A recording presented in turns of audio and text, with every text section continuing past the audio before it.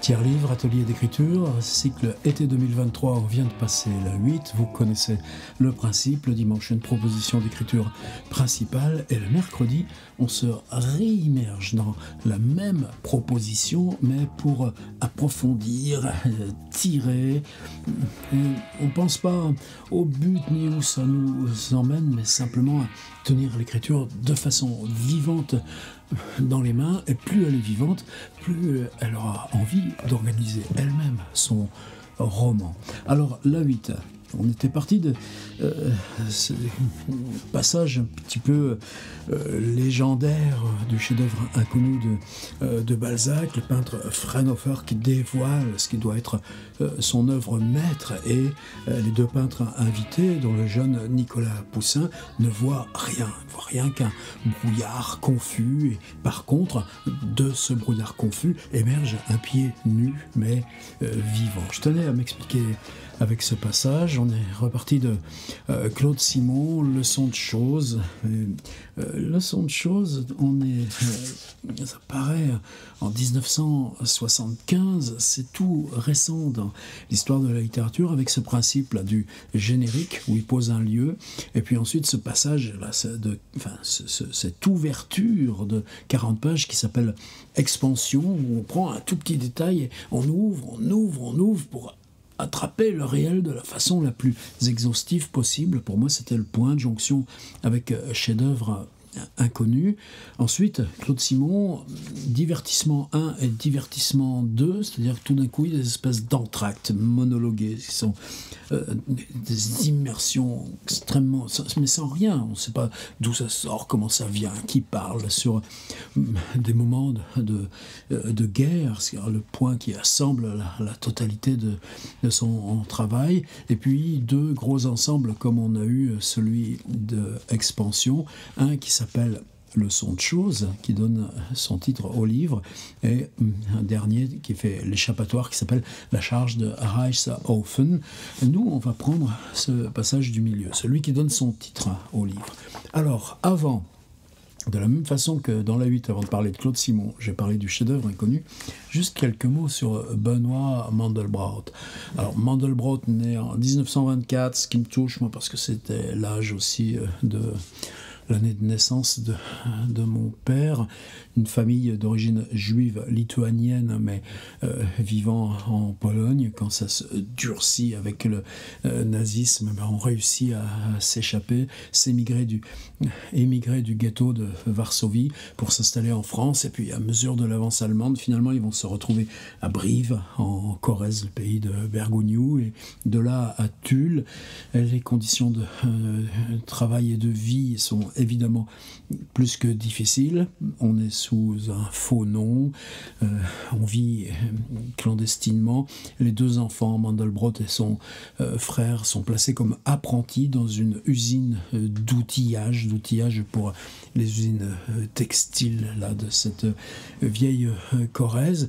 Et 42-43, évidemment, c'est le plus dur, mais c'est quand il a seulement 20 ans que Paris est libéré, en 44, et en 45, après une ou deux années de prépa, il présente à la fois Normal Sup et Polytechnique. Il est reçu premier aux deux. Il va faire une journée à Normal Sup, ça ne va pas lui plaire, il va partir à Polytechnique. Ensuite, carrière de chercheur, évidemment, brillante, il sera pas de poste en France, c'est courant aujourd'hui encore.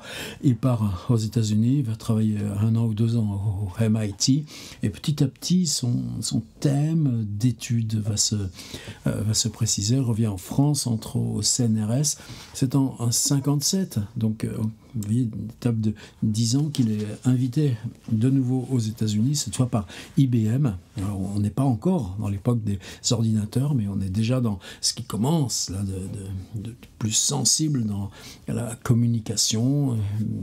IBM travaille sur des machines de traduction. La question, c'est le bruit. Je ne vais pas entrer dans les détails, mais comment le bruit dans un réseau de télécommunications peut, à mesure qu'on le scrute, ne pas avoir c'est pas un truc à réparer, c'est pas un truc en panne, mais peut être inhérent au réseau lui-même. Je ne vais pas entrer, il y a le livre de James Gleick, Clanchant, Flammarion, qui s'appelle Chaos, qui est formidable sur toutes ces questions-là.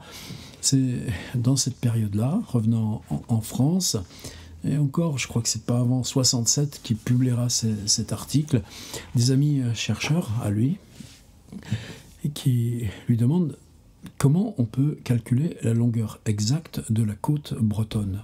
Bah ouais, c'est pas difficile. Tu prends la carte Michelin et puis hop là. Ben oui, mais si tu prends une carte à plus grande échelle, la côte, elle va se diviser encore plus. Et puis ainsi de suite. Et puis si là, tu es des pieds nus dans le sable, et puis que tu vois tous ces petits trucs, que tu calcules la longueur, alors la côte bretonne pourrait avoir une longueur infinie.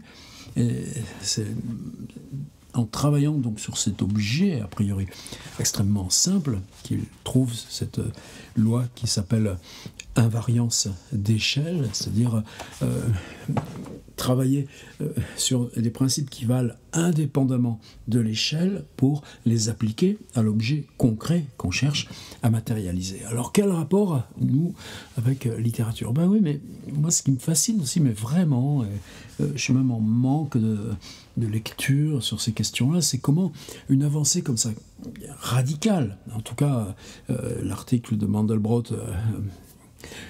quelle longueur fait la côte bretonne, c'est en 1967, oui, contemporain de Claude Simon, mais on ne pourrait jamais penser depuis, par exemple, le design numérique sans l'utilisation des fractales, ce beau mot de fractal. Maintenant, on entend un peu moins parler avec intelligence artificielle, etc., mais tout simplement parce que c'est passé aussi dans notre approche générale. Ce qui m'intéresse, moi, c'est comment, rétrospectivement, c'est-à-dire personne n'a attendu Benoît Mandelbrot pour penser Marcel Proust, mais si vous êtes là à dire dans ma perception du réel, la question de fractal est importante. Quand je marche pieds nus sur la côte de Bretagne, ou quand j'essaye de percevoir un arbre et que je regarde la structure de l'arbre, la structure des branches qui sont sur les branches, et puis la structure des feuilles, et puis qu'il y a ce principe aussi là d'invariance d'échelle, et notamment si je veux faire un algorithme qui le dessine, je ne vais pas me perdre là-dedans, mais ce qui m'intéresse moi, c'est nous on se familiarise avec ce principe de pensée. Mais prends l'œuvre de Balzac.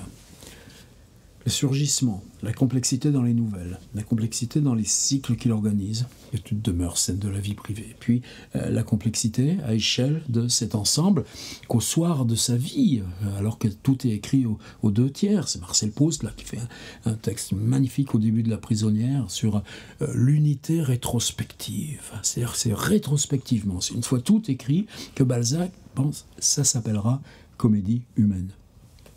Et la tâche de Marcel Proust, lui, c'est comment je peux développer une unité non factice, ce sont ces mots, sachant que l'œuvre que je construis ne pourra trouver cette unité que rétrospectivement, puisque ce principe, je le connais.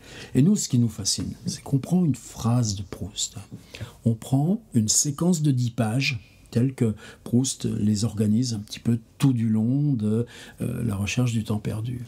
On prend les unités qui s'appellent livre 1, nom de pays, le pays, livre 2, nom, etc., etc., tout au long, c'est-à-dire ces unités qui sont à l'intérieur de La Prisonnière ou du côté de chez Swann ou de Sodome et Gomorrhe, et puis on prend l'unité que forment ces livres dans l'ensemble qui s'appelle Recherche du temps perdu. En gros, on a les mêmes lois. C'est-à-dire que penser fractalement, ce qu'on sait progressivement faire depuis Mandelbrot, contemporain de Claude Simon, nous ouvre à pouvoir penser différemment la recherche du temps perdu ou la comédie humaine, etc. Je m'en tiens là, je glisse à autre chose, donc ce qui se passe là dans le son de choses. Le son de choses, on est de retour dans le même lieu, qu'on a présenté dans le générique, qu'on a commencé d'explorer dans Expansion. Et puis, le plus jeune des deux maçons tient perpendiculairement entre les doigts de sa main gauche, réunis en couronne l'œuf dur qu'il vient de peler. Et tout simplement, on va décrire l'œuf. Sa main repose le pain, puis saisit une salière avec laquelle il saupoudre la partie restante de l'œuf. Le jaune forme un disque parfait, légèrement verdâtre sur les bords. Et tout d'un coup, l'œuf dur dans les doigts du bonhomme qui vient de lui déposer du grain de sel, ça devient une figure abstraite avec une forme jaune au milieu d'une forme blanche. Ça pourrait être un coucher de soleil dans le brouillard, que la phrase serait exactement le même. Et en quoi ça nous intéresse, c'est là, pour l'œuf, on est passé dès la première figure de leçon de choses, du geste des doigts à l'objet qu'ils tiennent, et une fois que la phrase s'attache à l'objet, elle a perdu les doigts, mais travaille le même procédé d'approche continue. Et ce procédé d'approche continue, c'est que dans Marcel Proust, par exemple, on a ce moment où le narrateur embrasse la cuisse d'Albertine endormie, excusez-moi du détail, mais où à mesure qu'on approche de la peau, le détail de la peau remplace la perception globale de la personne, et puis finalement va même disparaître dans sa propre matière et sa propre couleur. Oui, l'invariance d'échelle est ce qui permet à Proust de trouver sa propre dynamique. Et là, dans la page 2, je vous ai fait donc un petit montage, j'ai gardé juste cette trame, puisque Claude Simon, c'est comme les fugues de Bach, il organise au moins 3 voix là, en contrepoint. J'ai laissé celle là, de l'écho extérieur de la guerre qui deviendra progressivement dominant et embarquera le dernier chapitre. Il y a un petit truc de conclusion aussi, charge de Reichshofen, mais le même maçon, il va, excusez-moi de la trivialité, se saisir d'une boîte de sardines à l'huile, l'ouvrir, et puis saisir les petits poissons, les déposer sur un bout de pain et continuer son repas. Seulement, il se trouve que sur la boîte de sardines à l'huile, si vous ne savez pas ce que c'est, allez dans la moindre épicerie, et puis vous trouverez, il y a des typographies, il y a des mots, il y a des lieux d'origine, il y a des trucs de composition, ce sont des mondes aussi de langue, il y a des techniques aussi. Autrefois, on avait dans chaque maison ces genres de décapsuleurs avec une petite fente, et vous pouviez dérouler les boîtes de sardines à l'huile. Il se trouve que maintenant, on maîtrise mieux les techniques d'emboutissage, et puis que ces ouvre-boîtes, comme on faisait sur les boîtes de conserve, en tournant, ou alors avec une petite molette, vous voyez, tous ces détails. Là, je suis déjà dans mon exercice, en fait. Mais c'est des choses qui sont liées au mode de consommation. Quand vous avez la préservation sous vide, quand vous avez les surgelés, les conserves et puis tous ces trucs, je ne suis pas entré là-dedans. Mais ce qui m'intéresse, c'est ce que fait Claude Simon. C'est-à-dire, on a la boîte de sardines. Sur la boîte de sardines, il y a une image. L'image, c'est un bateau. Et si je vous le retrouve, sur le couvercle de la boîte est représenté un 3-mâts dont les voiles ocre se profilent sur un ciel vert. La mer sur laquelle il avance est d'un gris métallique. La boîte a la forme d'un rectangle allongé au coin arrondi, etc. Et là, on repasse aux bons hommes. C'est-à-dire que tout d'un coup, on est passé du geste, et le geste est détaillé. Si je le prends encore un tout petit peu plus loin, le jeune maçon glisse la lame de son couteau sous l'une des sardines qu'il soulève en la maintenant de son pouce et dépose sur le morceau de pain qu'il tient dans sa main gauche. L'extrémité tachée d'huile de son pouce est d'un rose saumonné contrastant avec le reste du doigt, et la main dont la peau est recouverte d'une fine couche de poussière, comme si elle était revêtue d'un gant. Sans lâcher son couteau dont il serre le manche entre ses autres doigts repliés, l'ouvrier essuie le plat de son pouce sur le journal déchiré, déjà maculé de taches grisâtres. Il mord dans le pain la sardine qu'il coupe approximativement en deux, mastique lentement sous ses dents dans le corps de la sardine. C'est désagrégé, je ne vous inflige pas le détail, mais on a fait arriver ce bout de journal déchiré. Et le bout du journal déchiré, il y a aussi des signes, des lettres, des mots, du langage et tout ça. Et on est toujours dans ce contexte où on alterne avec cette pièce, et si c'est le temps de la guerre, il y a le temps des maçons, il y a le temps de la guerre, et sur le temps de la guerre, il y a un type blessé qui est couché, et les jonctions, les circulations se feront parce que la main de ce blessé elle-même est terne, molle et grisâtre. Je vous laisse vous dépatouiller avec l'extrait que je vous ai mis. Qu'est-ce qui m'importe? D'une part, la question de fractal, c'est-à-dire la 8, et bravo, ça vient, on a travaillé sur comment, en se concentrant sur un tout petit point du texte, tout petit point de notre intuition, un tout petit point de ce qu'on nomme, on pouvait laisser s'établir ce mouvement de surgissement, de flot. Et ce que je vous ai demandé, c'est d'accompagner ou de tenir le plus longtemps possible dans ce flot de tout ce qu'on pouvait attraper de façon exhaustive à partir d'un tout petit détail, d'une scène, d'un personnage, d'une pièce. Et ok, on l'a fait. Mais là, Claude Simon, on n'est plus dans Expansion. On est dans Leçon de choses, toujours ce jeu avec vous savez, ces anciens livres scolaires qui plus tard se sont appelés de sciences naturelles. C'est plus les appellations de maintenant, mais traditionnellement, à cette époque-là, ça s'appelait Leçon de choses, et il y a des figures qui vous expliquent le monde, l'éruption d'un volcan, etc.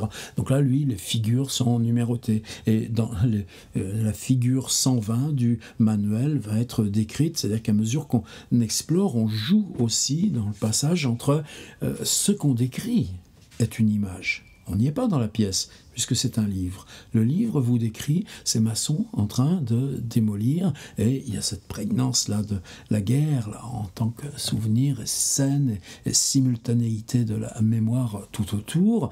Et ce livre de leçons de choses va définir une séquence linéaire, mais le passage de l'image au réel, puisque nous, on est déjà dans fabriquer une illusion de réel, alors que le livre produit de façon textuelle l'image, la représentation de ce qu'il décrit. Et la force, et je dirais le côté vivant de Claude Simon, maintenant qu'il n'est plus du tout un objet là, qui descend avec un nouveau roman et tout ça, mais des choses avec lesquelles, comme les fractales, on a intériorisé dans nos principes d'automaticité de lecture, et on peut le lire, en tout cas moi je le lis de façon bien plus vive que quand ça nous débarquait là dans ces périodes où on était terminale ou juste après. Ce qu'il a inventé, c'est de passer là, de se donner le défi de passer d'une image, l'image du manuel scolaire qui est par terre, là, dans les débris de la pièce en démolition, à comment on décrit cette pièce en démolition et comment on glisse au jeu, au geste, à tous des personnages. Je ne veux pas repartir là. Mais ce qui m'intéresse là, c'est que entre Expansion, qui crée ce jeu-là, de attraper exhaustivement du réel, en le prenant depuis le tout petit, là, il y a une chromo au mur, on la prend et on la décrit. Et si on la décrit exhaustivement, parce qu'il s'agit juste d'une petite chromo, on va attraper la pièce. De façon ensuite, de la même façon, avec un calendrier des postes, là, et puis feuilleter le calendrier des postes et les chiffres qu'il comporte. Et, bon, ça, c'était Expansion. Mais là, dans Leçon de choses, il nous propose encore autre chose. On décrit le geste qui tient l'œuf, qui masse les 3 grains de sel, et puis qu'est-ce que c'est là, ce blanc et ce jaune abstrait, puis ce truc là d'avoir enlevé la coquille de l'œuf dur pour se l'avaler. Eh bien, on est dans le geste, et on passe du geste à l'œuf. La phrase qui décrit ce jaune dans cet ovale de jaune, on est dans quelque chose de parfaitement abstrait. On a tout oublié. On ne dit pas « ceci est un œuf dur ». Non, on est dans la couleur, la matière. Et c'est ça qui compte. Quand il passe à la boîte de sardines, franchement, on est là ensemble pour faire des trucs comme ça? Ben, je dis oui.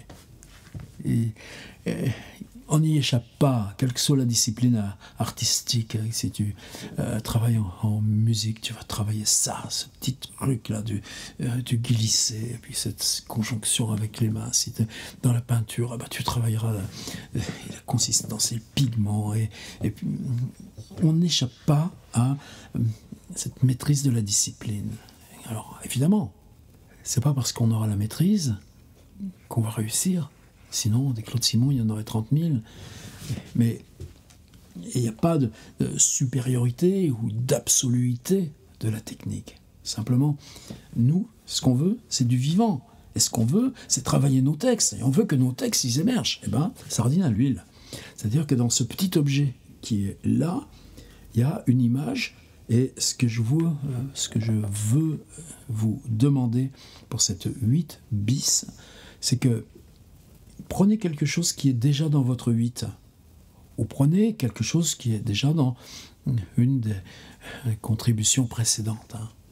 Et puis, là, pour la 8, je vais demander, on prend quelque chose de suffisamment petit pour organiser le flux. Le flux qui nous permet l'illusion de l'exhaustivité, d'attraper le réel. C'était le lien avec le chef-d'œuvre inconnu de Balzac.